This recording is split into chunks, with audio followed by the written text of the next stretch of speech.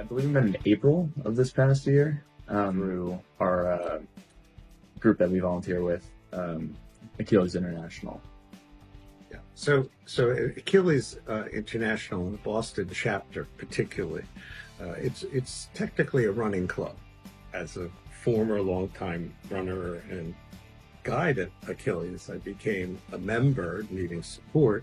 I'm a walker.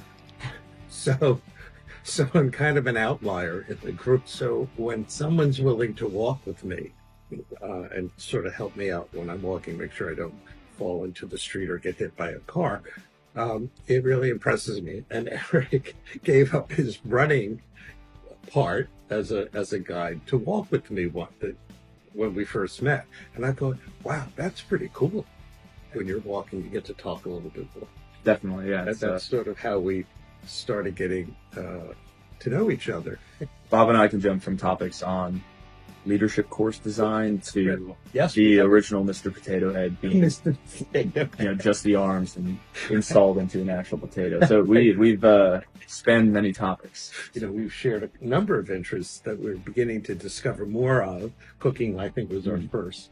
And then we've talked about fishing and outdoor stuff, and I think we've talked about sketching and drawing. It's fascinating how in this relatively short period of time, we've become friends and very comfortable with each other. That relationship has definitely kind of been fast-tracked because of how open we both are in our conversations. I think one way to, kind of move things along and develop that trust and develop that understanding is to lead with openness and sometimes lead with vulnerability. A couple of weeks ago, I confided in Erik something that I had not confided in anyone, really. I'd had a fairly rough couple of months medically, physically, and I was depressed. We walked, and I just said at the end, I said, I'm depressed.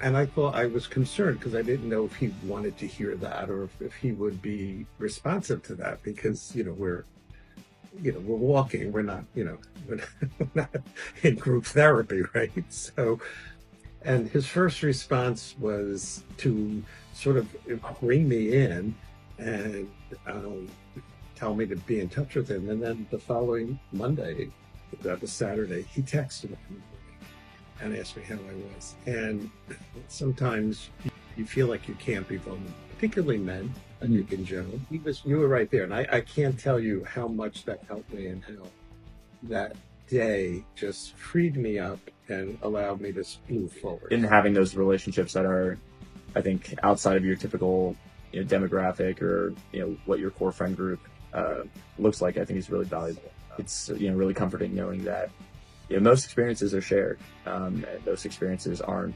novel or nuanced, and as heavy as something feels when you're going through it for the first time, there's someone who's been through it before that can help you navigate it, and Bob has done that in spades for me. Having a younger friends is just it's just a good part of life, and we need intergenerational friendships, and this is he's mine.